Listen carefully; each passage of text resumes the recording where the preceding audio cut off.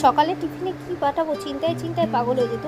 ফ্রিজেতে chicken ছিল, ময়দা মাখা ছিল, তো চিকেনটা পেঁয়াজ রসুন আর টমেটো সস, চিলি সস আর সয়া সস দিয়ে একটুখানি টস করে নিয়েছি। চিকেনটা একটু সেদ্ধ হওয়ার পরে এইভাবে পুরটা বানিয়ে নিয়েছিলাম। আর ময়দা তো ছিলই, মিনিয়ে একটু মোগলাই বানিয়ে নিলাম। জানি না ছেলে কেমন লাগবে, স্কুলে এর থেকে ভালো অপশান আমি আর কিছু পাচ্ছিলাম না। হ্যাঁ, একটু ফ্রায়েড হোক, এবার কী করবো, সকালবেলা মাথার টেনশনে প্রতিদিনই রুটি তরকারি দেওয়া হয়, তো আজকে ভালো একটু অন্যরকম দিই। একটা তো করে দিয়েছিলাম, দুটোই করে দিয়েছিলাম ওকে। আর এরকম একটু ফ্রাই করে নেবেন।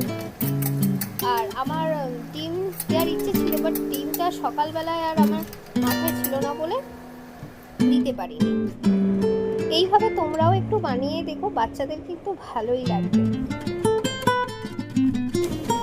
সাথে টিফিনের সাথে দিয়েছিলাম একটু জামরুল কেটে, কারণ ছেলে একটা ফ্রুট নিয়ে যেতে বেশি পছন্দ করে, সেই জন্য।